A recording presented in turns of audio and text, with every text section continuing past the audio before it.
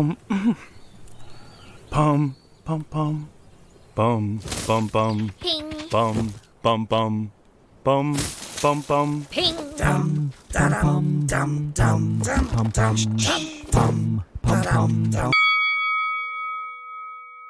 연말에 기대하던 두 편의 크리스마스 광고가 세상에 나왔습니다. 하나는 애플입니다.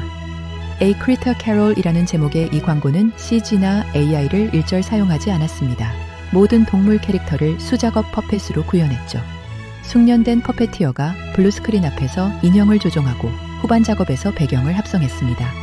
애플은 이번 작품이 실제 하는 질감을 강조하는 제작 방식을 고수하며 기술의 과시보다 스토리, 질감, 감성에 초점을 두고 사람이 만들었다는 느낌을 극대화했다고 강조했습니다. 다른 하나는 코카콜라입니다.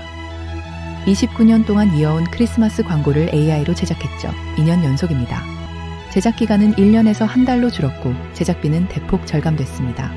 그런데 반응은 정반대였습니다. 영혼이 없다는 비난이 쏟아졌죠. 한 영화 제작자는 코카콜라가 빨간색인 이유는 실직한 아티스트의 피로 만들어졌기 때문이라고 총평했습니다. 코카콜라의 대변인은 성명을 통해 올해는 인간 스토리텔러와 생성형 AI가 협력해 광고를 만들었다며 AI 광고는 이번 시즌에 선보일 여러 광고 중 하나일 뿐이라고 덧붙였죠. 같은 시기, 같은 크리스마스, 정반대의 선택, 하나는 수작업을, 하나는 AI를 택했습니다. 혹시 이 논쟁, 인공지능의 등장을 다룬 어느 다큐멘터리에서 본 것 같지 않으신가요? 1839년 사진이 처음 등장했을 때 미술계는 충격에 빠졌습니다.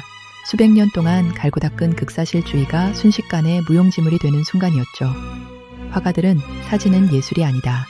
단지 현실을 재현한 기술의 산물일 뿐이다. 오늘 우리는 다시 186년 전의 역사를 반복하며 살고 있습니다. AI 광고를 둘러싼 논쟁은 사진이 등장했을 때 그 논쟁과 똑같습니다.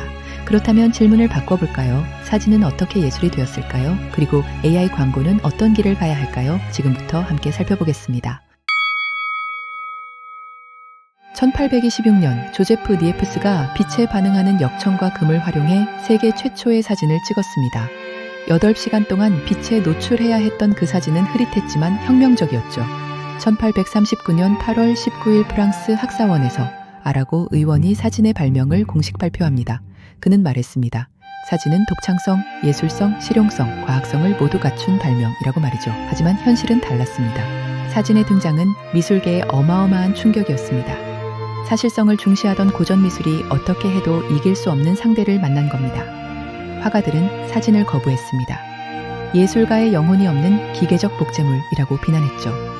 극사실주의 화가들의 일자리가 사라졌습니다. 초상화를 그리던 화가들은 큰 타격을 입었죠. 그리고 19세기 후반부터 미술은 급선회합니다. 인상파, 야수파, 추상화, 초현실주의. 현실을 그대로 재현하기보다 작가의 관점, 감정, 생각을 부각시키는 사조들이 등장합니다. 사진이 할 수 없는 것, 그것을 찾아 나선 겁니다. 그렇다면 사진은 어떻게 예술이 되었을까요? 처음에 사진은 예술이 아니었습니다. 상업이었죠. 1860년대부터 조선에도 사진이 전래됩니다. 처음 사람들은 두려워했죠. 사진기가 영혼을 빼앗아 간다는 소문이 퍼졌습니다. 하지만 1895년 단발령이 내려지자 상황이 역전됩니다. 머리 안 잘린 모습을 보존하려는 사람들이 사진관으로 몰려들었죠. 사진의 첫 번째 가치는 보존이었습니다.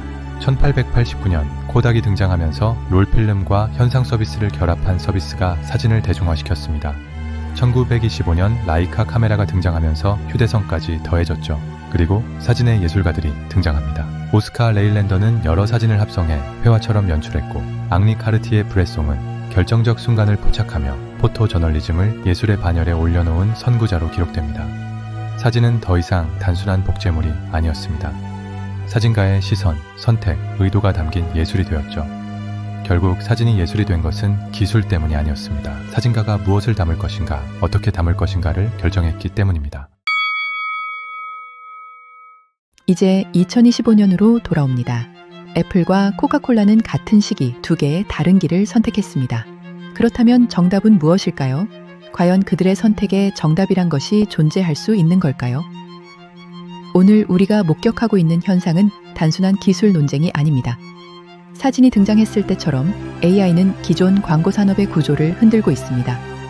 광고에서 AI의 활용도는 지금보다 훨씬 높아질 것입니다. 램프에서 나온 요정 지니를 다시 램프에 집어넣을 수 있을까요? 그건 중요한 질문이 아닙니다. 우리가 대답해야 할 질문은 AI 광고는 어떤 길을 가야 할까? 사진처럼 예술이 될 수 있을까?는 아닐까요? 그 답을 찾기 위해 이어지는 2부에서는 실제 현장의 사례들을 살펴보겠습니다.